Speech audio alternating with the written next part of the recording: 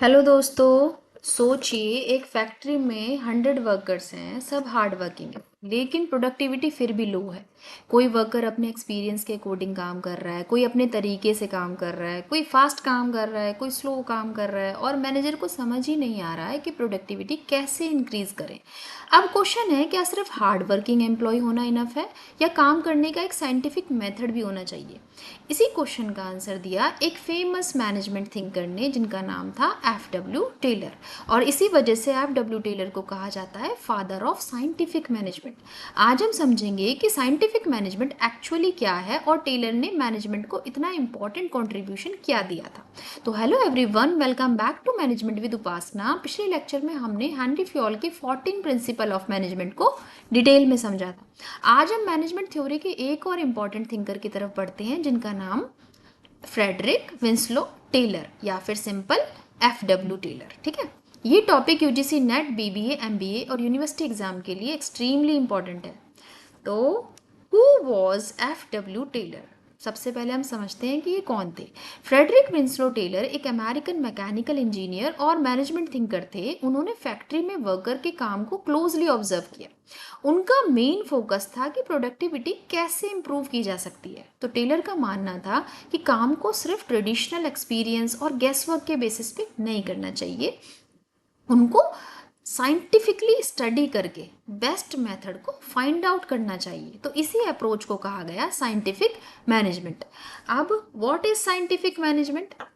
Simple language में हम समझते हैं, using scientific method to find the best way of doing a job. यानी किसी काम को बस इसलिए पुराने तरीके से मत कीजिए क्योंकि हम हमेशा से ही ऐसे करते आए हैं। इंस्टीट ऑब्जर्व कीजिए, स्टडी कीजिए, डिफरेंट मेथड को कंपेयर कीजिए और फिर फाइंड आउट कीजिए best way of doing the job. For example, मान लीजिए एक वेयर हाउस में वर्कर्स बॉक्स की पैकेजिंग करते हैं। एक वर्कर एक बॉक्स की पैकेजिंग करने में ना 5 मिनट लगा देता है, दूसरा 4 मिनट लगाता है, तीसरा 3 मिनट लगा रहा है।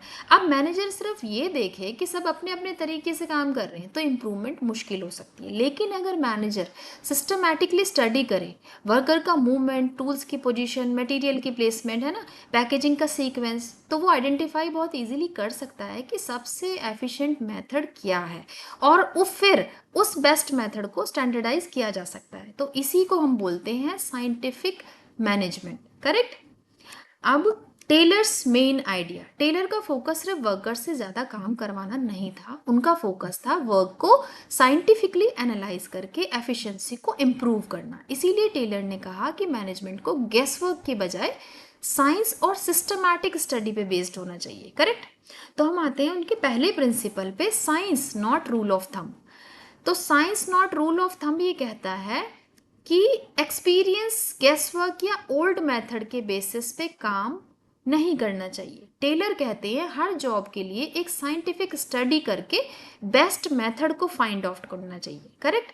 फॉर एग्जांपल, एक रेस्टोरेंट में एक शेफ कहता है मैं 20 साल से ये रेसिपी इसी तरीके से बना रहा हूँ, लेकिन अगर साइंटिफिक टेस्टिंग से पता चले कि इंग्रेडिएंट का सीक्वेंस चेंज करने से फूड प्रिपरेशन फास्टर और बेटर हो सकती है, तो मैनेजर को क्या करना चाहिए?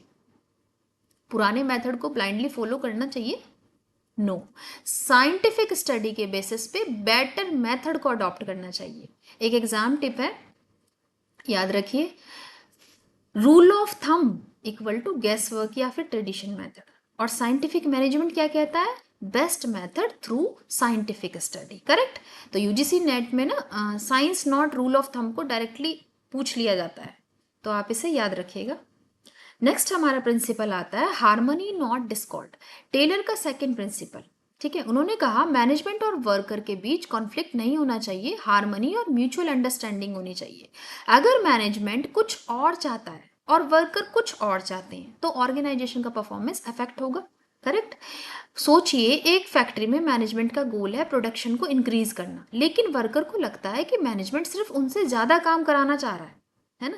अगर दोनों साइड के बीच ट्रस्ट नहीं होगा तो कॉन्फ्लिक्ट क्रिएट हो सकता है। लेकिन अगर मैनेजमेंट वर्कर को प्रॉपरली एक्सप्लेन करे, उनकी प्रॉब्लम सुने और सूटेबल इंसेंटिव भी दे, तो दोनों मिलके प्रोडक्टिविटी को इम्प्रूव कर सकते हैं। यही है हार्मनी नॉट डिस्कॉर्ड। एक एग्जाम टिप है, हार्मनी इक्वल टू कोऑपरेशन और discord equal to conflict. Third हमारा प्रिंसिपल आता है कोऑपरेशन नॉट इंडिविजुअलिज्म। अब आते हैं थर्ड प्रिंसिपल पे। टेलर कहते हैं कि मैनेजमेंट और वर्कर को एक दूसरे के साथ कोऑपरेट करना चाहिए, है ना। सिर्फ मैनेजमेंट अपने डिसीजन लेके एम्प्लॉय पर इम्पोज करे या एम्प्लॉय अपनी मर्जी से काम करे, दोनों सिचुएशन इफेक्टिव नहीं है। सोचिए कि एक कंपनी में मैनेजमेंट ने न्यू सॉफ्टवेयर लॉन्च किया, ठीक है, इंट्रोड्यूस किया।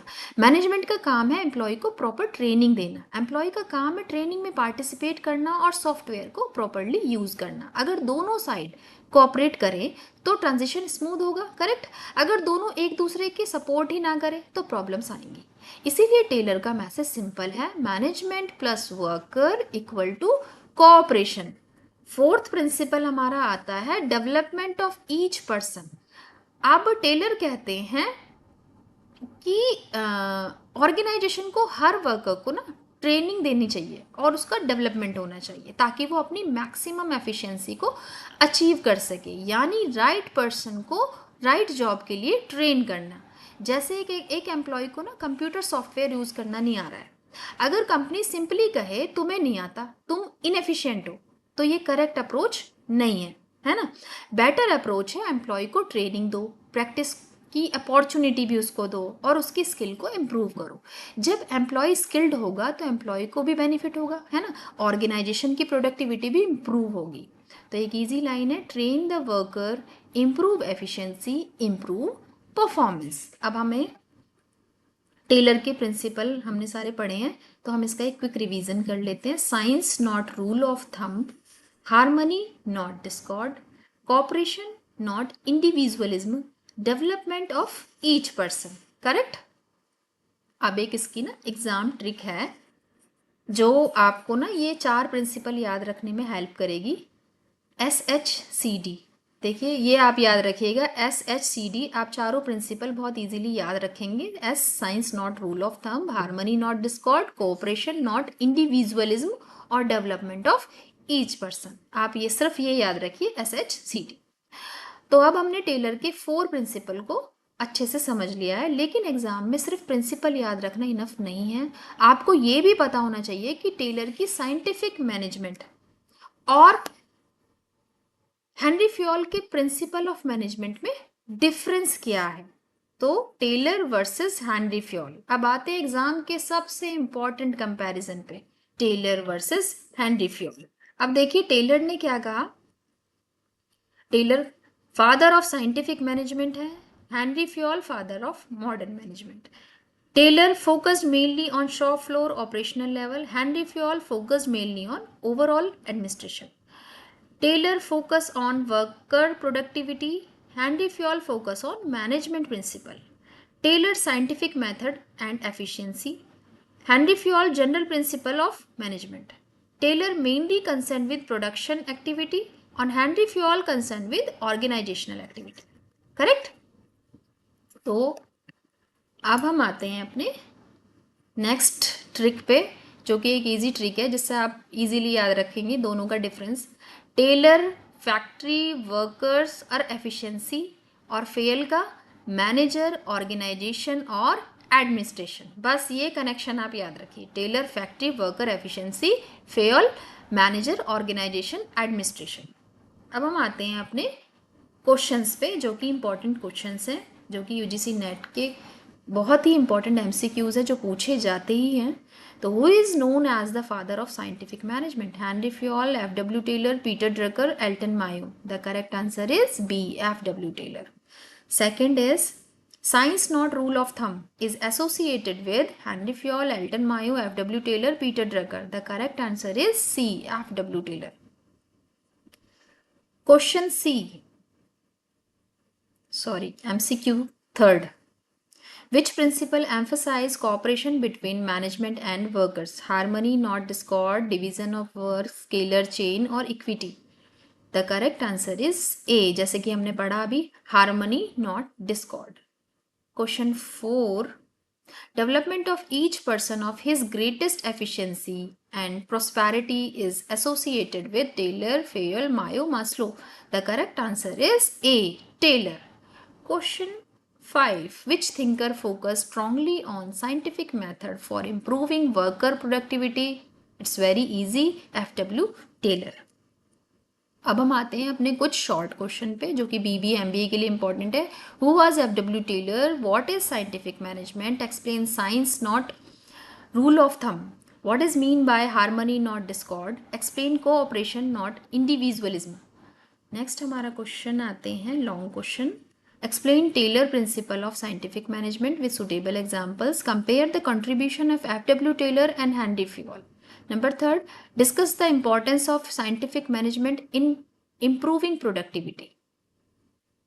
अब एक वन लाइन रिवीजन है टेलर का। साइंस से काम करो, ठीक है, हार्मनी रखो, कोऑपरेशन करो और पीपल को डेवलप करो।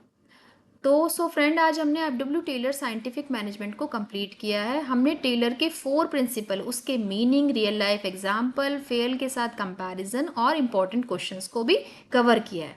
अगर आप यूजीसी नेट, बीबीए, एमबीए और एमकॉम या यूनिवर्सिटी एग्जाम की प्रिपरेशन कर रहे हो तो इस टॉपिक को ज़रूर रिवाइज कीजिए। तो आज का क्वेश्चन ऑफ द डे है, टेलर और फेल में आपको कौन सा थिंकर का अप्रोच ज़्यादा प्रैक्टिकल लगा, ये मुझे कमेंट में बताइए।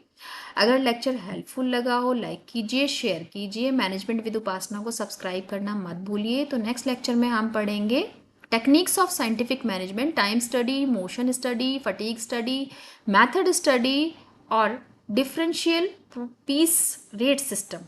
करेक्ट। तो thank you for watching, keep learning, keep growing. I will see you in the next lecture. तब तक के लिए बाय बाय।